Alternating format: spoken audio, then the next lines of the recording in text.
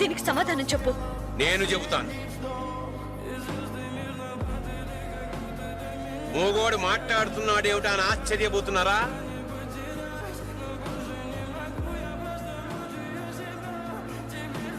ఎట్లా అంటోడు ఎట్లా అయిపోయాడన్న బాధతో ఇన్నాళ్ళు మూగబోయింది నా గొంతు ఇవాళ విప్పుతున్నాను.